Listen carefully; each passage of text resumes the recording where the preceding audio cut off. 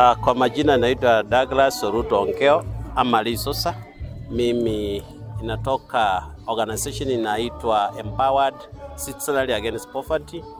Mimi ndio nilialika hawa wageni, wametoka kutoka huko Nakuru na wengine wametoka Tenwek. Leo tuko hapa kwa ajili ya kusaidia hawa watu wenye wako na ulema ama people with disabilities, na wale watoto ni vulnerable wenye wanatoka zile familia zenye hawajiwezi.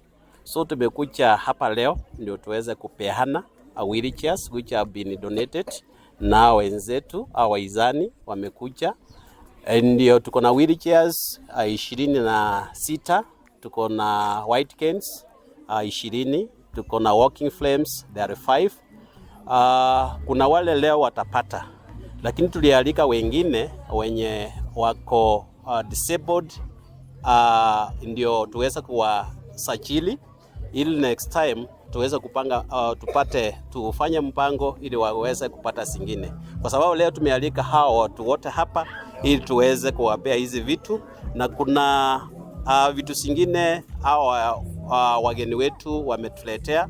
Tuko na Santa towels, tuko na pencils, tuko na exercise books, tuko na pens, tuko actually personal effects. Kuna shule kama 6 wanaenda kubenefit, Malindi Primary, Sironga Primary, tuko na Kenyambi Primary, tuko na Bopembe Girls Boarding Primary, na tuko Nyamira Primary, tuko na Nyairicha Special School.